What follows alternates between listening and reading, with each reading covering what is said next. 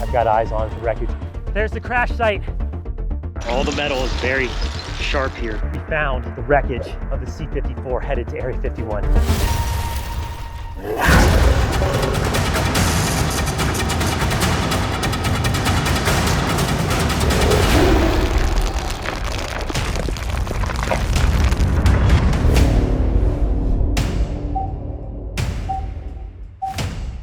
What's going on, everybody? I'm Mark Vins, and this is about to be our most ambitious adventures with me yet. Tomorrow, we're gonna hike to the peak of that mountain behind us to find what's left of this aircraft. And get this, that airplane, it was headed to Area 51.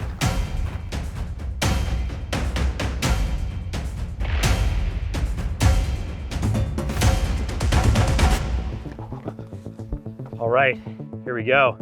Mount Charleston Peak, 8.3 miles ahead of us. This is going to be one of the most extreme adventures we've ever done on Brave Wilderness. This crash site is just 50 feet from the summit.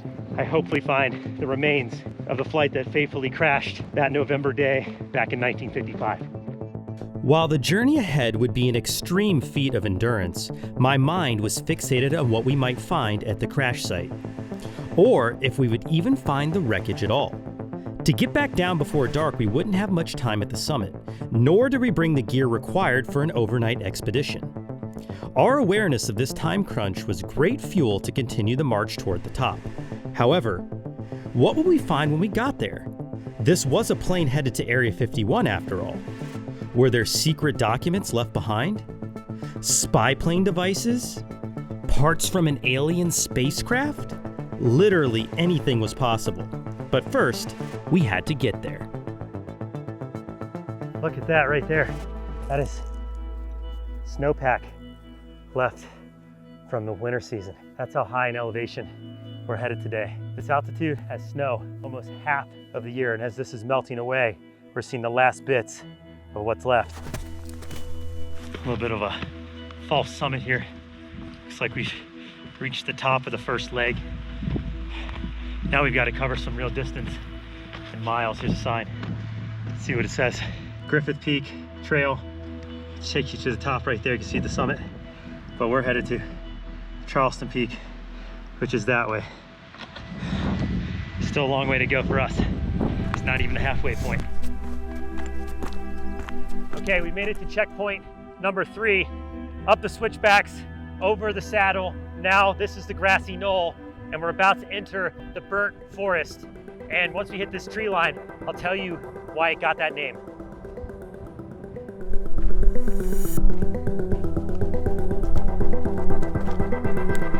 Oh yeah, look at that. Definitely see the burnt forest embodied by this tree. It's absolutely charred on the inside. And in 2013, this entire mountainside was leveled by a 28,000 acre wildfire. And this is the last checkpoint on our map before we make our way to the summit at Mount Charleston, the burnt forest. And it's a very ominous checkpoint, if I don't mind saying so. I mean, we're looking for a plane crash that was actually coming in. If you just point your camera over there, that's the valley, and beyond that's California. The flight was leaving from Burbank, California on its way to Area 51, got stuck in some bad weather. And because of the secrecy of this mission, the plane was actually flying underneath the radar, and unfortunately missed clearing the peak of Mount Charleston by 50 feet. The velocity that it impacted with scattered the aircraft all over the mountainside. So with any luck today, we will find the remnants of that infamous plane crash.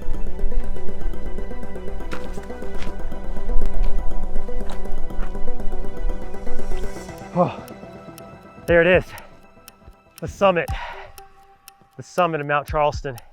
I can actually see in the distance, there's a flag marking the top. And there's a trail. Hang on a second. I see something up there.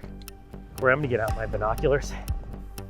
Oh yeah, 100% the crash site. I've got eyes on the wreckage. We did it. We found the wreckage of the C-54 headed to Area 51. I'd say we're probably half mile or less away. Let's go get it. Whoa, you're on?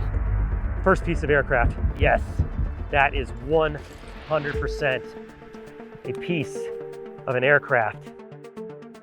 I'm just shocked. I did not expect to see a piece of this plane that far away from the crash site that we saw from our binoculars. You can see that this is some kind of mechanical piece. There's a pipe. I don't know what part this is, but you can see that there's a serial number there. There used to be some kind of part number, but that's worn away. I mean, it is 65 years old, so you'd expect it to rode quite a bit. About a half a mile away from the crash site.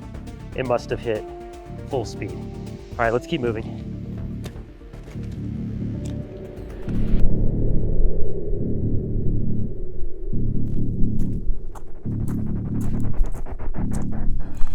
There it is. There's the crash site. Let's go. Okay, I got my energy back. We found the plane. That's the main wreckage site. Oh man, there it is. This must be part of the comms. The communication system would have wires like this. You can see them all. Almost looks like a spool of yarn.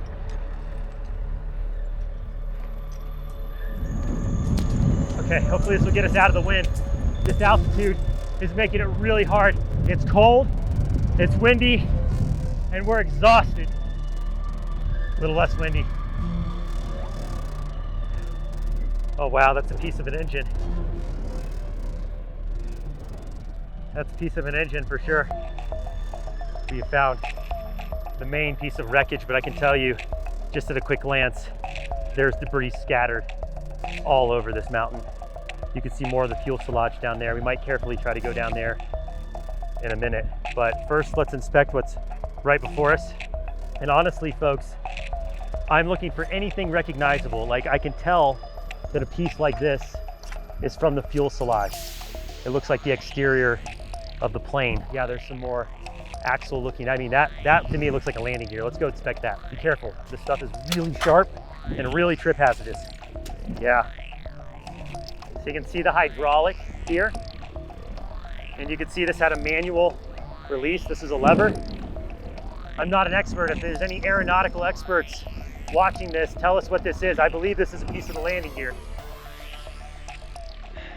Let's move down here. There's a huge piece of the fuselage. All right, this is kind of a little bit dangerous. This mountainside is very crumbly, and all the metal is very sharp here, so I don't want to grab onto the wrong piece. I go home with a nasty cut.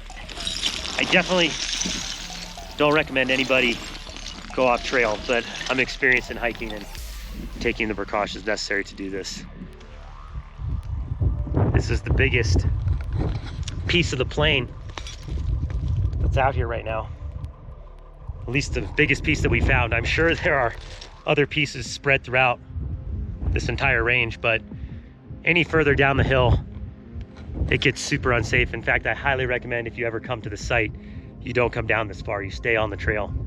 Let's tuck in right here so we can get out of the wind. I'll talk to you for a second to tell you a little bit more about what you're seeing. There's a few reasons why this aircraft is in the condition that it is. One is obvious, there was a crash. The second reason is, about a year after the crash, the Air Force came up here and detonated this plane with dynamite, blew it up to smithereens. And that's because of the secret nature of the mission. They were headed to Area 51 to work on the project, none other than the U-2 spy plane used in the Cold War.